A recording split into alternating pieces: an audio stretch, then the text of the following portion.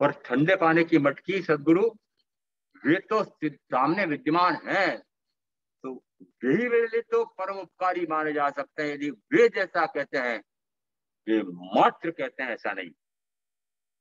मात्र कैसे हैं, ऐसा नहीं है। यदि मात्र बोलते ही बोलते हैं और अंदर कुछ और बाहर कुछ है, मानना कि गुरु हैं।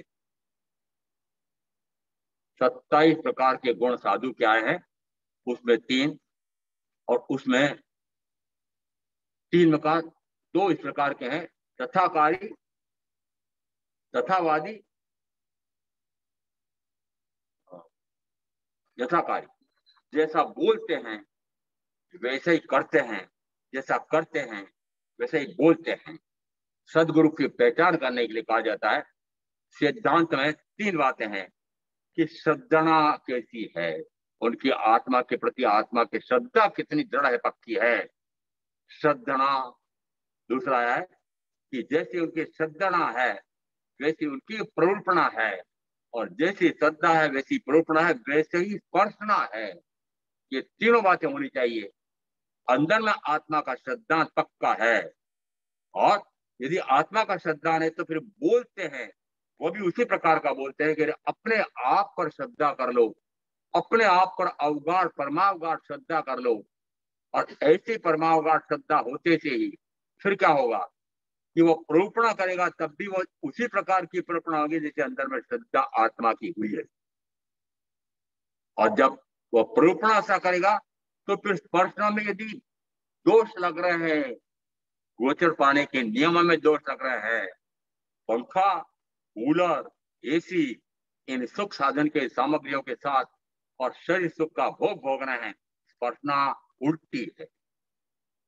स्पर्शना उल्टी है। इसका अर्थ है कि तीनों में एक बात होनी चाहिए, तीनों एक साथ होने चाहिए। वो सदगुरु का लक्षण है, ये तीनों में एकता हो, तीनों एक समान हो, तीनों एक तरसमता के हो। जैसी श्रद्धा है वैसी प्रपणा है, जैसी श्रद्धा प्रपणा है वैसी स्पर्शना है। अब जैसे मैंने कहा कि सदगुरु की पहचान करने के लिए ये 3 बातें पक्की करो। और मुझे ज्ञात है जिस समय उस समय के भी भगवान पार्श्वनाथ के वे आचार्य कहे जाते थे। 2 मत है इसमें कि वे आचार्य के रूप में भिन्न थे, और केसी गौतम संवाद में जो केसी श्रमण है वो भिन्न है, मतभेद पे पड़े हुए हैं। परंतु समझ लेना कि जिस समय समागम होता है उनका परदेशी राजा से, और वार्तालाप होते होते उन्होंने सारी वार्ता सुन ली है आत्मा के संदर्भ में, शंका समाधान, ठूठ जैसे खड़े।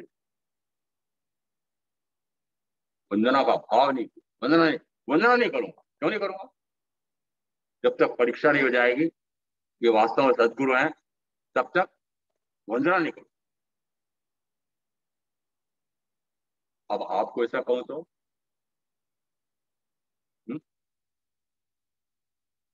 ऐसा तब कर सकोगे कि परीक्षा करने की शक्ति आपके पास भी होनी चाहिए। महाराज जी हम 3 बातें इनका कैसे परीक्षण करेंगे? तो मैंने कहा चलो दूसरा उपाय बता देता हूं। जैसे ही कोई प्रकार के गुरु आपके सानिध्य में आए, उनको क्रोधित होकर के गालियां दो, थूको, पत्थर मारो। आहार लेने आए तो पात्र में कंकड़ डाल दो, पात्र पर ठोकर लगा दो, और देखो कि उनके भाव में क्या उतार चढ़ाव आता है। परीक्षा हो जाएगी। राजगिरी नगरी के उन निवासियों ने कैसे परीक्षा की थी, अर्जुन वाली अणगार हो गए हैं। पहले क्या थे? उन्हें तो माली रूप में देखा है, हत्यार रूप में देखा है। अब वो कैसे है, परीक्षा हो रही है। तो परीक्षा करने के बाद क्या माना उन्होंने? कितनी समदर्शिता। सोचो, आत्मज्ञान समदर्शिता, विसरे उदय प्रयोग। अभी कर्म का उदय है, उस कर्म के उदय के प्रयोग के अनुसार अभी वो इस प्रकार की साधना कर रहे हैं। विसरे उदय प्रयोग। आगे दिया अपूर्व वाणी। किसकी वाणी सुने? अपूर्व पुरुष की वाणी सुनी। वो अपूर्व पुरुष हैं, तो मानो कि वाणी अपूर्व है, और वाणी अपूर्व है तो मैं कैसे मानूं कि वाणी अपूर्व है? तो प्रथमतः मैं कहूंगा, भाई ऐसा मान करके एक बार सुन तो लो। मानो कि तुम उनको अपूर्व पुरुष नहीं मानते हो, परम पुरुष नहीं मानते हो, मानो कि तुम उसको, ये उनकी वाणी को भी अपूर्व नहीं मानते हो, ठीक है, मत मानो। पर एक बार मैं कह रहा हूं कि वो अपूर्व पुरुष हैं, उनकी वाणी अपूर्व है, इसलिए एक बार सुन लो। ठीक है, चलता हूं।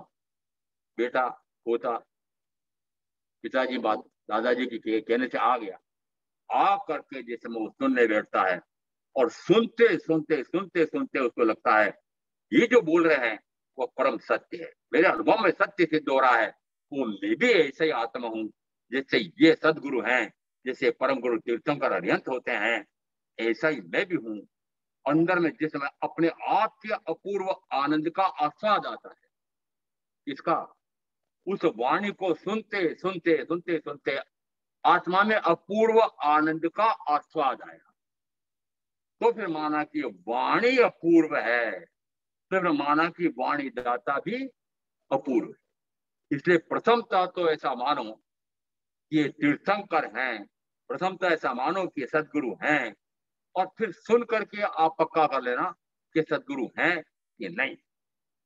राजा परदेशी ने भी इसी प्रकार से किया था।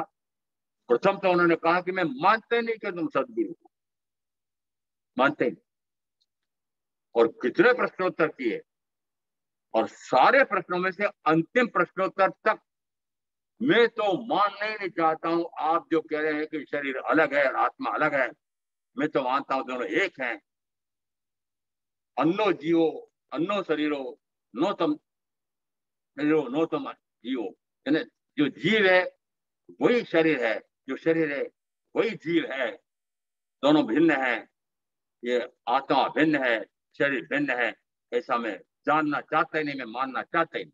जानना चाहता ही नहीं कृतिक, मानना चाहता ही नहीं सारे। आप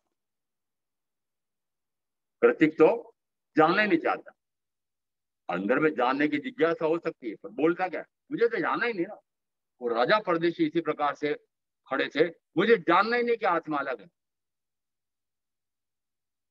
वहां तक अंतिम प्रश्न तक, अंतिम प्रश्न में फिर अंतिम प्रश्न क्या किया कि यदि आप कहते हो कि आत्मा है, तो मुझे जैसे मेरे हाथ में हथेली में सुपारी रखी हुई है, ये मुझे प्रत्यक्ष जानने में आ रही है, देखने में आ रही है, अनुभव में आ रही है।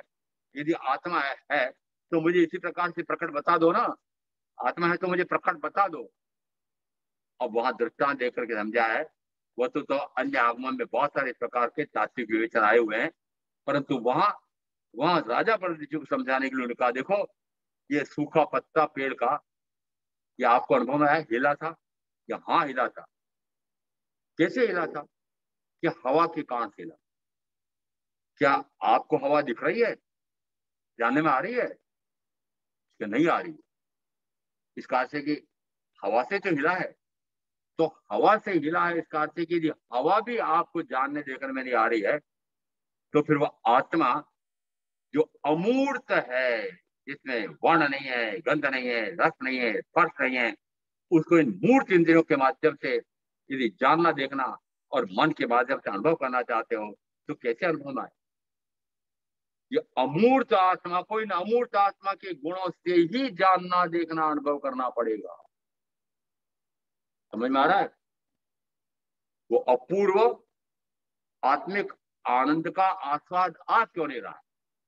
इसलिए नहीं आ रहा है कि समक्ष में जो बैठे हुए हैं वे ऐसे अपूर्व वाणी वाले अपूर्व पुरुष नहीं। मान लेना, मान लेना कि यदि ऐसा अनुभव नहीं आ रहा है तो क्यों नहीं आ रहा है? कि जैसी वाणी होगी उसी प्रकार की वाणी वह व्याख्यायित होगी, और ऐसे ही सुनने वाले को अनुभव आता है, तीनों में एकता होती है, तब मानना कि वो वाणी अपूर्व है, तब मानना कि मान्यता अपूर्व है। तब वो कब? कि जैसे मैं आपको भी सुनकर के इस प्रकार से अपूर्व आत्मिक आनंद का आस्वाद आता हो। सिद्ध कब होगा? वो आत्मा के अपूर्व आनंद का आस्वाद कौन सा होता है, उसको मात्र तुलना करके ही समझाया जा सकता है और समझाने का कोई तरीका नहीं है। चक्रवर्ती, 6 खंड का अधिपति, 64,000 अप्सरा जैसी रानियां, वो 6 खंड के आधिपत्य का सुख भोग रहा है, 64,000 अप्सरा जैसी रानियों का सुख भोग रहा है। वो सारा सुख ज्ञानी कहते हैं उसके चक्रवर्तित्व के पूरे काल का सुख वह ऐसा जड़ है, ऐसा जड़ है। जब तक उस जड़ का स्वाद आ रहा है तब तक आत्मा के अपूर्व आनंद का आस्वाद आ नहीं सकता। आप आत्मा का अपूर्व आस्वाद लेना तो चाहते हैं, परंतु जड़ छोड़ना चाहते हैं। महाराज कहते हैं, महाराज आपकी ये प्रवचन में पुनरावृत्ति बहुत होती है। मेरी कहा ढीठ लोग बैठते हैं ना, बार बार कहना पड़ता है, पहले कहा वो भूल गए, फिर याद करना पड़ता है, फिर याद दिलाना पड़ता है। क्यों याद दिलाना पड़ रहा है? कि 5 इंद्रियों के विषय सेवन को आपने विश्व जड़ माना नहीं, इसलिए आपको अपूर्व आनंद का आस्वाद आता नहीं। आत्मज्ञान समदर्शिता, विचरे उदय प्रयोग, अपूर्व वाणी, फिर आगे दिया परम श्रुति। परम श्रुति यानी श्रुत का अर्थ होता है सुना हुआ, श्रुत का अर्थ है सुना हुआ। किसका सुना हुआ, किससे सुना हुआ और कैसा सुना हुआ, 3 बातें हैं। किससे सुना हुआ, जिस समय सुधर्मा स्वामी अपने शिष्य जम्मू स्वामी से कहते हैं, हे जम्मू, हे आर्य जम्मू, मैंने साक्षात तीर्थंकर महावीर के मुंह से जो सुना है वह मैं तुम्हें मेरे अनुभव में सत्य सिद्ध हुआ है। आचरांग प्रथम स्कंद 5:5 155। जैसा मैंने तीर्थंकर परमात्मा से सुना है, मेरे अनुभव से वह सत्य सिद्ध हुआ है, वह मैं तुमसे कहता हूं, वह मुझसे सुनो।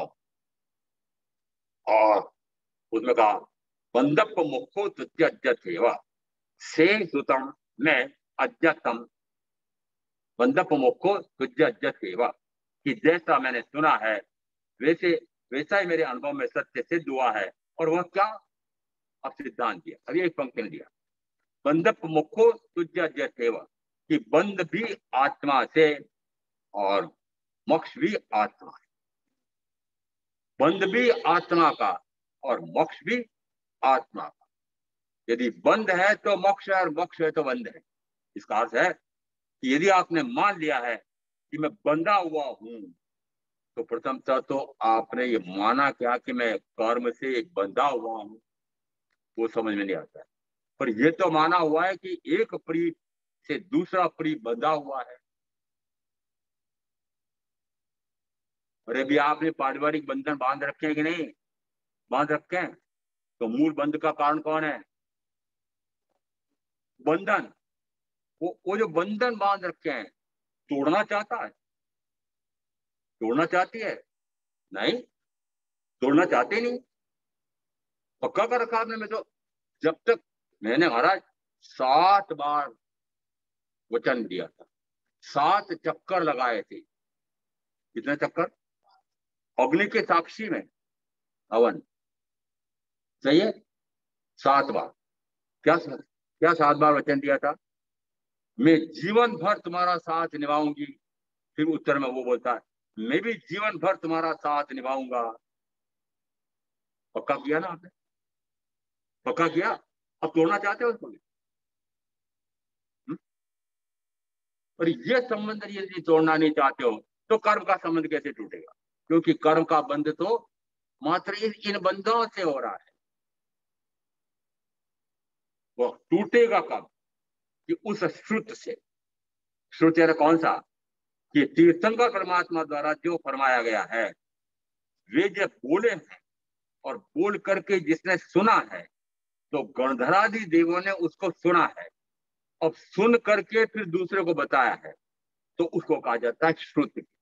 उसको कहा श्रुत और ज्ञान के जो भेद करते हैं उसमें से आविनिबोधिक ज्ञान, श्रुत ज्ञान, अवधि ज्ञान, मनःपर्यय ज्ञान और केवल ज्ञान, ये तीन शुद्ध पर्याय मानी जाती है। मति अज्ञान, कुश्रुत और विभंग ज्ञान, ज्ञान दर्शन तो समय हुआ नहीं, और ये अवधि ज्ञान हो जाए तो उसको नाम दिया विभंग ज्ञान। ये तीन अशुद्ध पर्याय है। अब यहां देखो श्रुत, तो वहां मात्र श्रुत है, श्रुत ज्ञान, सुन करके आत्मा को आत्मा का ज्ञान हो तो वह श्रुत ज्ञान कहलाता है। तो जिस समय सुधर्मा स्वामी फरमा रहे हैं, ये आर्य जंबू, जो मैंने साक्षात तीर्थंकर महावीर से सुना है वह मैं तुम्हें वैसा का वैसा मेरे अनुभव में सत्य से जो है वह कहता हूं। वो कहलाता श्रुत, सुना सुनाया बोल रहे, सुना सुनाया बोल रहे, पर सुना सुनाया मात्र नहीं है, अनुभूत है। पक्का प्रमाण क्या हुआ? अनुभूत है, और अनुभूत है इसलिए कहा जाता है वो अपूर्व श्रुत। श्रुत कैसा है? वो अपूर्व। आत्मज्ञान समदर्शिता विचरे उदय प्रयोग अपूर्व वाणी परम श्रुत। परम यानी सर्वोत्कृष्ट, वो परम श्रुत किस अपेक्षा से माना कि उससे ऊपर और कोई हो नहीं सकता। परम पुरुष, परम पुरुष, तीर्थंकर परमात्मा, उत्तमोत्तम। इसका अर्थ है कि अरिहंतों में भी वो जनवरेंद्र, वे तीर्थंकर विशिष्ट माने जाते हैं। सूत्रकार ने 14 जगह इस प्रकार का वर्णन किया है कि तीर्थंकर इन अरिहंतों में से कैसे विशिष्ट होते हैं। उसमें एक उदाहरण देने से चूकता नहीं हूं कि जैसे ब्रह्मचर्य तपों में सबसे उत्कृष्ट से उत्कृष्टतम होता है, वैसे ही अरिहंतों में उत्कृष्टतम ये तीर्थंकर महावीर है। इसका अर्थ है कि जिस समय उनको इस प्रकार से उपमाएं दी गई हैं, तो क्यों दी गई हैं कि ये हैं कैसे, उनकी वाणी पर मुझे पक्का विश्वास था, इसलिए इस प्रकार के उनके उपमा देकर के गुणों का अतिशय वर्णन किया गया, अतिशय गुणों का अतिशय वर्णन किया गया, और उससे पक्का किया कि मानव की इस प्रकार के परम पुरुष हैं, और परम पुरुष ने जो वाणी फरमाई है वह परम श्रुत है। और वह परम श्रुत कब माना जाएगा? कि उससे मुझे आत्मा का ज्ञान हो, आत्मा का ज्ञान हो। सुन तो लिया, इस चातुर्मास काल में भी कितना ने सुन लिया मेरे से भी। अरे सुन लिया प्रधान जी, हाँ तो बोलो, प्रधानमंत्री महामंत्री बोलो सही कि सुना तो है, सुना तो है। श्रद्धान किया, आगे बोलते हो, श्रद्धान किया क्या, रुचि हुई क्या, गाढ़ रुचि हुई क्या, परमाव गाढ़ रुचि हुई क्या, शरीर, शरीर के साथ जुड़ी 5 इंद्रियां, उन 5 इंद्रियों के भोगों में रस और रुचि घटी क्या, राग देश पतले पड़े क्या, कषाय मंद हुए क्या, अब्रह्म से ब्रह्मचर्य में आए क्या। अरे मौन धारण कर लिए, हाँ बोल रहा है ना बोल रहा है, बड़े मौन साधक हो गए। उन्होंने क्या किया? वो शुद्ध तो हुआ, पर शुद्ध का परम शुद्ध कब कहा जाएगा? कि जिस समय उसको सुन करके और ज्ञान की प्राप्ति। और यह देखो कि जिस समय आज जम्मू स्वामी सुनते जाते हैं, सुनते जाते हैं, सुनते जाते हैं, आगे कुछ नहीं किया। आगे बोलते हैं, भगवान आप जैसा फरमाते हैं वैसा ही स्वरूप है, ऐसा मैंने भी अब आपसे सुनकर के पक्का कर लिया है। और जैसा मैंने सुनकर के पक्का किया कि आत्मा का ऐसा ही स्वरूप है, जैसा आपके महावीर उनका था वैसा ही मेरा है, जैसा सिद्ध परमात्मा का है वैसा ही मेरा है, ऐसा अंदर में पक्का विश्वास कर लिया उन्होंने। और क्या उन आर्य जम्मू स्वामी ने वह सिद्धत्व तो प्रकट नहीं कर लिया?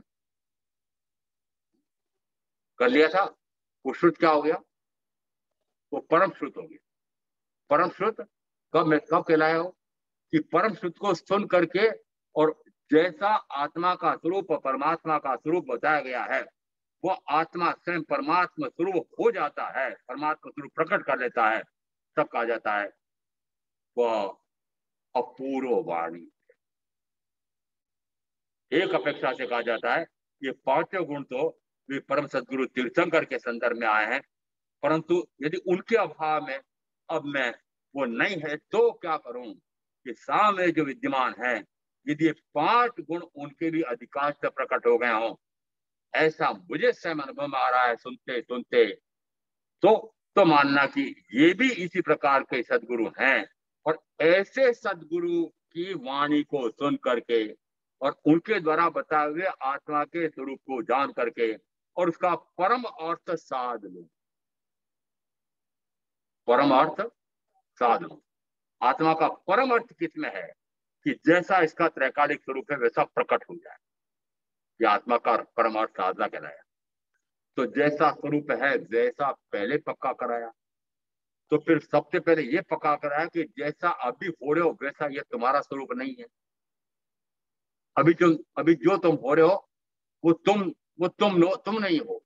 पक्का क्या कराया कि सबसे पहले कौन कौन नहीं हो तुम, कि शरीर मैं नहीं हूं, ऐसा पक्का करो। सबसे पहले क्या पक्का कराया कि शरीर मैं नहीं। दृष्टांत देते हैं, दृष्टांत तो कोई भी दे सकते हैं, परंतु यदि दृष्टांत दिया हुआ है विशिष्ट ज्ञानियों ने तो मैं वहां से क्यों ना उठा लूं। समय सार सूत्रकार ने वो जीवा जीवा अधिकार में सबसे पहले दृष्टांत दिया, अग्नि और ईंधन दोनों एकाकार हो रहे हैं। एकाकार समझते हैं, एक ही आकार है। अब मैं लकड़ी बोलूं तो आपको समझ में आता है, ईंधन समझ नहीं आता। ईंधन जलाने काम भी नहीं रहा आपका तो कुकर आ गया, आपके पास तो गैस आ गई। ईंधन और काष्ठ दोनों एक साथ न जाने कितने काल से दोनों एक साथ दोनों एक साथ होते हुए भी फिर वो आपको कहते हैं अग्नि अग्नि की थी, अग्नि अग्नि की है, अग्नि अग्नि की होगी, काष्ठ काष्ठ का ही था, काष्ठ काष्ठ का ही है, काष्ठ काष्ठ का ही रहेगा। अग्नि कभी काष्ठ रूप हुई नहीं, अग्नि कभी काष्ठ रूप होती नहीं, अग्नि कभी काष्ठ रूप होगी नहीं, काष्ठ कभी अग्नि रूप हुआ नहीं, काष्ठ कभी अग्नि रूप होता नहीं, काष्ठ कभी अग्नि रूप होगा नहीं। इतने परीक्षाओं से दोनों में भिन्नता बताई। तो काष्ठ मान लो ये शरीर, और अग्नि, यह अग्नि है वो कौन सी अग्नि, वो ज्ञान दर्शन सुख वीर, ऐसे ही चार ने अनंत गुणों का धारक में आत्मा। अब यहां पक्का करो कि मैं मेरा था, मैं मेरा हूं, मैं मेरा रहूंगा। शरीर शरीर का था, शरीर शरीर का है, शरीर शरीर का रहेगा। शरीर कभी आत्मा हुआ नहीं, शरीर कभी आत्मा का होता नहीं, शरीर कभी आत्मा का होगा नहीं। मैं मेरा ही था, मैं इस शरीर का हुआ नहीं, मैं शरीर का होता नहीं, मैं शरीर का होऊंगा नहीं। 9 अपेक्षाओं से इस शरीर और आत्मा की भिन्नता का भेद ज्ञान कराया है। वो भिन्नता का भेद ज्ञान होते से ही वो आत्मज्ञान होगा तो समदर्शिता भी आएगी। और समदर्शिता आई है, इसका पार में लगेगा कि अब उसका जो विचरण हो रहा है वो मात्र कर्म के आश्रय से, पर कर्म का वे भोग भोग हूं ऐसा नहीं। कर्म बाहर से दिखाई दे रहा है, भोग रहा है, परंतु वो कर्म तो उस में वो लिप्त नहीं हुआ है, न उस कर्म के अनुसार राग किया है न द्वेष किया है, तो वो कर्म स्वतः निर्जीत हो रहा है। इसलिए विचरे उदय प्रयोग, और उसके कारण से फिर उस स्वयं की भी वाणी कैसी हो जाती है कि उस स्वयं की वाणी भी अपूर्व हो जाती है, और स्वयं का शुद्ध भी ऐसा हो जाता है कि उसको सुनकर भी कितने जीव मोक्ष चले जाते हैं। ऐसा तत्व का असुर समझ करके मैं आप जो साधना करेंगे उनका अवश्य कल्याण होगा। वो शांति। हाँ, 10 मिनट का समय और है। अभी प्रवचन में जो जो बातें आई है उनमें से क्रमशः 5 प्रश्न आत्मज्ञाता जी, फिर 5 प्रश्न एक एक एक दोनों पूछे, जैसे पूछ रहे। अच्छा अच्छा, एक ही प्रश्न। अच्छा ठीक है। तो आज प्रवचन में गुरुदेव ने सदगुरु के कितने लक्षण बताए हैं और कौन कौन से हैं, सदगुरु के 5 लक्षण। सदगुरु तो आपको उत्तर दे रहे गुरुदेव। सदगुरु के कितने लक्षण बताए और उनके नाम बताएंगे फटाफट। सदगुरु के लक्षण। हाथ ऊपर करें, ऐसे नहीं बोलना, नहीं हाथ ऊपर करें, जिससे पूछे वो बताएगा। सारे हाथ ऊंचे करो। सदगुरु के कितने लक्षण हैं और वो कौन कौन से हैं? हाथ ऊंचे करो। प्रवचन इसी पर था। 1 घंटा जैसे बोले उसका नाम याद इतनी बार बोला है, मतलब इतना ज्यादा बोला इस पर। चलो प्रश्न खाली गया। आसान कर दी, एक और करो। गुरुदेव ने 5 जोड़ियां बताई। किस शब्द को की व्याख्या करने के लिए 5 जोड़ियां बताई हैं? पहले वो 5 जोड़ियां क्या है और किस शब्द की व्याख्या? 15 मिनट उसी को ही बताया है?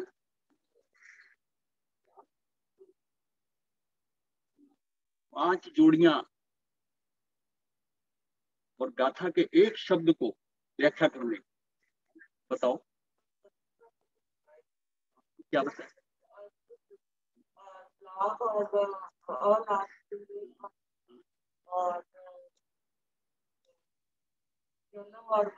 ठीक है।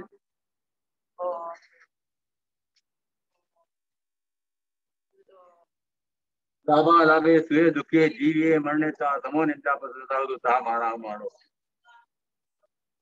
बड़े क्लास में रह गया। नहीं अलग है।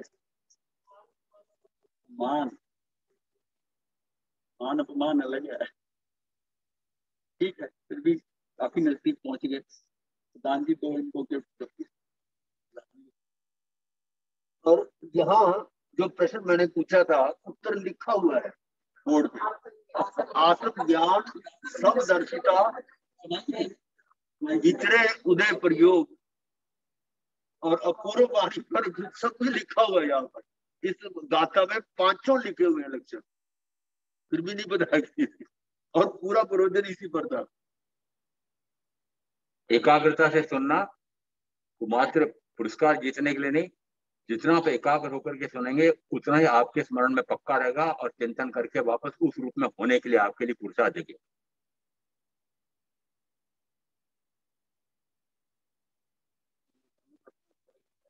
गुरुदेव क्या गया? चत्तारि मंगलम अरिहंता मंगलम सिद्धा मंगलम साहू मंगलम केवली प्रणतम मंगलम।